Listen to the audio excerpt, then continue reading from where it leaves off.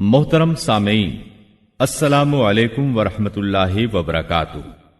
اللہ تعالیٰ فرماتے ہیں، وہی ہے جس نے آسمانوں اور زمین کو 6 دن میں پیدا کیا، پھر عرش پر جلوہ فرما ہوا۔ وہ خوب جانتا ہے اس چیز کو جو زمین میں جائے اور جو اس سے نکلے، اور جو آسمان سے نیچے آئے، اور جو کچھ اس میں چڑھ کر جائے، اور جہاں کہیں تم ہو وہ تمہارے ساتھ ہے، اور اللہ تمہارے اعمال کو دیکھ رہا ہے۔ اسی طرح اللہ تعالیٰ سورہ ہود آیت 7 میں فرماتے ہیں، اور اللہ ہی وہ ذات ہے جس نے 6 دن میں آسمانوں اور زمین کو پیدا فرمایا، اور اس کا عرش پانی پر تھا۔ امام احمد بن حنبل رحمت اللہ علیہ نے ابو رزین عقیلی سے بیان کیا ہے، انہوں نے کہا، یا رسول اللہ، أين كان ربنا عز وجل قبل أن يخلق السماوات والأرض؟ فقال صلى الله عليه وسلم، كان في عماء ما فوقه هواء وما تحته هواء ثم خلق عرشه على الماء۔ اے اللہ کے رسول صلی اللہ علیہ وسلم، آسمانوں اور زمین کو پیدا کرنے سے پہلے ہمارا پروردگار کہاں تھا؟ آپ نے فرمایا، عما میں تھا، یعنی اللہ کے سوا کچھ بھی نہ تھا، نہ اس کے اوپر ہوا تھی اور نہ اس کے نیچے ہوا تھی، مطلب یہ کہ کچھ نہ تھا، پھر اس نے پانی پر اپنا عرش پیدا کیا۔ گویا یہ تھی مخلوق کی ابتدا۔ امام احمد، امام ترمذی، امام ابو داود اور بہت سے دوسرے محدثین رحمہم اللہ نے سیدنا عبادہ بن صامت رضی اللہ عنہ کی روایت بیان کی ہے۔ وہ کہتے ہیں، سمعت رسول اللہ صلی اللہ علیہ وسلم يقول، ان اول ما خلق اللہ تبارک وتعالی القلم ثم قال له اكتب، فجرى في تلك الساعة بما هو كائن إلى يوم القيامة۔ میں نے رسول اکرم صلی اللہ علیہ وسلم کو فرماتے ہوئے سنا، آپ فرما رہے تھے، بلا شبہ اللہ نے سب سے پہلے قلم کو پیدا کیا، پھر اللہ نے اس کو حکم دیا، لکھ، چنانچہ وہ اسی وقت چل پڑا اور قیامت کے دن تک ہونے والی ہر چیز لکھ دی۔ یہ اللہ تعالی کا علم تھا جس کو قلم نے اس کے حکم کے مطابق لوح محفوظ پر لکھا۔ امام مسلم رحمت اللہ علیہ نے سیدنا عبداللہ بن عمرو بن عاص رضی اللہ عنہما کی روایت بیان کی ہے۔ اس میں سب سے پہلی چیز کے بارے میں وضاحت کی ہے، اور جمہور فقہا کی رائے بھی یہی ہے۔ عبداللہ بن عمرو رضی اللہ عنہما بیان کرتے ہیں، سمعت رسول اللہ صلی اللہ علیہ وسلم يقول، كتب الله مقادير الخلائق قبل أن يخلق السماوات والأرض ب50,000 سنة قال، وعرشه على الماء۔ میں نے سنا آپ فرما رہے تھے، اللہ تعالیٰ نے آسمان و زمین کی پیدائش سے 50,000 سال پہلے تمام مخلوقات کی تقدیریں لکھ دیں، اور اس وقت اس کا عرش پانی پر تھا۔ اس حدیث مبارک سے واضح ہو گیا کہ سب سے پہلے پانی اور پھر پانی پر عرش پیدا کیا گیا، پھر قلم کی پیدائش ہوئی، اس نے تقدیر تحریر کی، پھر آسمان اور زمین کی تخلیق ہوئی، اور جس حدیث میں آیا ہے کہ ابتدا میں قلم کو پیدا کیا گیا، اس کا مطلب یہ ہے کہ اس جہان کی مخلوقات میں سب سے پہلے اس کا نمبر ہے، نہ کہ باقی تمام جہانوں کی مخلوقات میں پہلا نمبر ہے، اور اس کا تذکرہ بخاری شریف کی اس حدیث میں ہے۔ قال اہل الیمن لرسول اللہ صلی اللہ علیہ وسلم، جئناک لنتفقہ فی الدین ولیسألک عن اول هذا الامر ما كان، قال كان الله ولم يكن شيء قبله وكان عرشه على الماء وكتب في الذكر كل شيء وخلق السماوات والارض۔ یمن سے آئے ہوئے ایک وفد نے رسول اللہ صلی اللہ علیہ وسلم سے کہا، ہم آپ کے پاس دین کی سمجھ اور ابتدائی خلق کے بارے میں پوچھنے کے لیے آئے ہیں، یہ کہ سب سے پہلے کیا چیز تھی؟ آپ نے فرمایا اللہ تھا، اس سے پہلے کوئی چیز نہ تھی، اس کا عرش پانی پر تھا، پھر اس نے لوح محفوظ پر ہر چیز لکھ دی اور آسمان اور زمین کو پیدا کیا، یعنی ابتدا میں پانی پر عرش کی تخلیق ہوئی، پھر قلم کی پیدائش ہوئی، اس نے سب کچھ لکھ دیا۔ علماء کرام کا بیان ہے قلم کے فوراً بعد لوح محفوظ کو پیدا کیا گیا، چنانچہ قلم نے لوح محفوظ میں ہر چیز لکھ دی۔ اس کے بعد کائنات کی باقی مخلوقات اور آسمان و زمین کی پیدائش معرض وجود میں آتی گئی۔ اشیاء کی پیدائش والی ترتیب میں علماء کرام کے کئی اقوال ہیں، اور ہم نے آپ کے سامنے جمہور علماء اور فقہا کی پسندیدہ اور راجح ترتیب پیش کی ہے۔ آسمان اور زمین کی مخلوقات کی ترتیب کیا ہے، اس بارے میں امام مسلم رحمت اللہ علیہ نے سیدنا ابو ہریرہ رضی اللہ عنہ کی روایت پیش کی ہے۔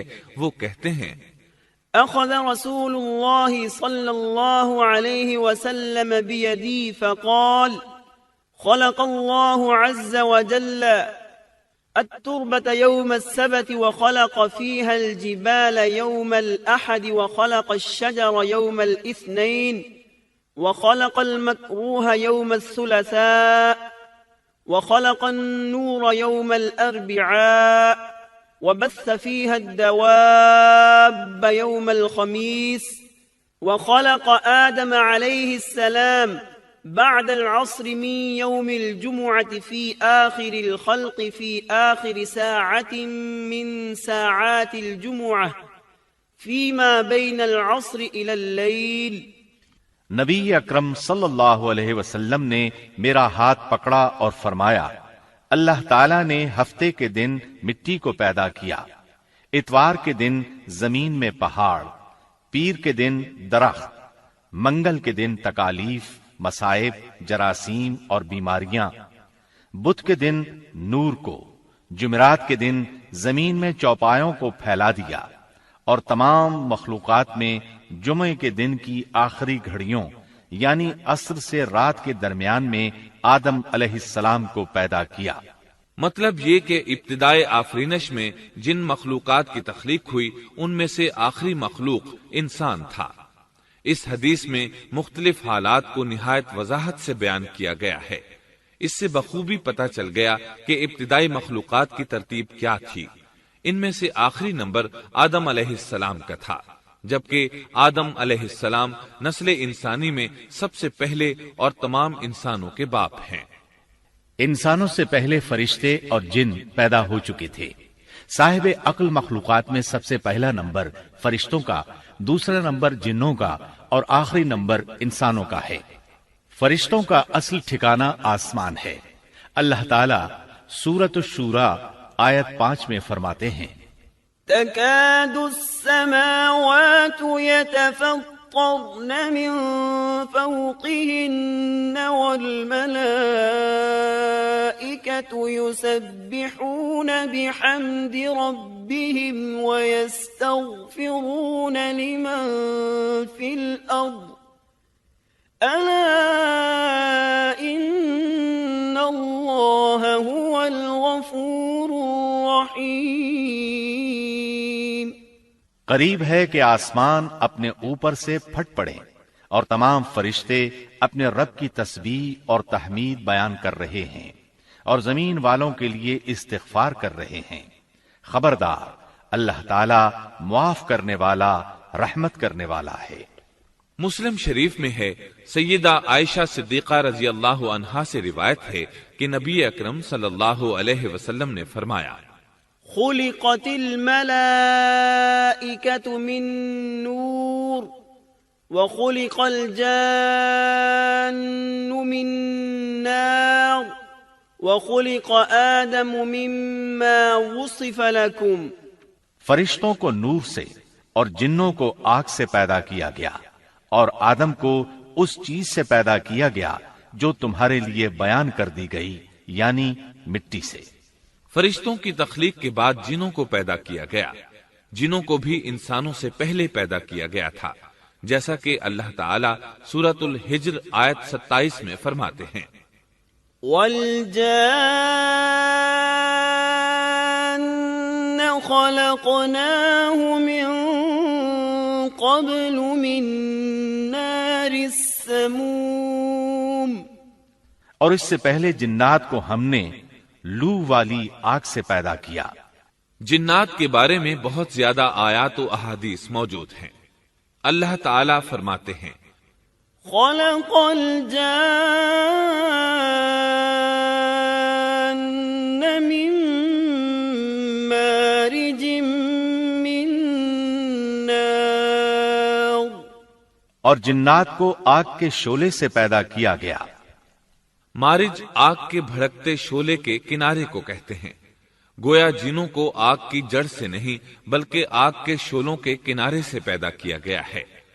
قرآن مجید میں اللہ تعالی نے ابلیس شیطان کا قول نقل کیا ہے، خَلَقْتَنِي مِن نَّارٍ، تو نے مجھے آگ سے پیدا کیا۔ اسی طرح پہلے بھی بیان ہو چکا ہے کہ اللہ نے فرمایا، وَالْجَانَّ خَلَقْنَاهُ مِن قَبْلُ مِن نَّارِ السَّمُومِ، اور اس سے پہلے جنات کو ہم نے لو والی آگ سے پیدا کیا۔ یہ ہے جنات کی اصل اور بنیاد۔ ابلیس ملعون بھی جنات میں سے ہے، اور اس مسئلے میں کسی کو تردد اور شبہ نہیں ہونا چاہیے، اس لیے کہ قرآن مجید میں ہے، إِلَّا إِبْلِيسَ كَانَ مِنَ الْجِنِّ، اور ابلیس جنوں میں سے تھا۔ مطلب یہ کہ وہ فرشتوں میں سے نہیں تھا۔ حسن بصری رحمت اللہ علیہ فرماتے ہیں، وہ پلک جھپکنے کے برابر بھی فرشتوں کی جنس میں داخل نہیں ہوا، اور نہ ہی وہ کبھی فرشتوں میں شمار ہوا ہے۔ وہ جنات میں سے ہے کیونکہ اس نے خود اقرار کیا تھا، خَلَقْتَنِي مِن نَّارٍ، اے اللہ تو نے مجھے آگ سے پیدا کیا ہے۔ اگر یہ فرشتہ ہوتا تو اس وقت کہتا، اے اللہ تو نے مجھے نور سے پیدا کیا ہے۔ اس لیے ابلیس کا جن ہونا روز روشن کی طرح عیاں ہے۔ سیدنا عبداللہ بن عمرو رضی اللہ عنہما اور سیدنا عبداللہ بن عباس رضی اللہ عنہما فرماتے ہیں، آدم علیہ السلام سے 2000 سال پہلے جنات پیدا کیے گئے۔ وہ ہماری اس زمین پر رہائش پذیر تھے۔ آہستہ آہستہ وہ فسق و فجور میں مبتلا ہو گئے۔ جب وہ فتنہ فساد میں حد سے بڑھ گئے، ناحق خون بہانے لگے، تو اللہ تعالیٰ نے ان کی طرف فرشتوں کا عظیم لشکر بھیجا۔ ان سے جنات کی زبردست مارکا آرائی ہوئی۔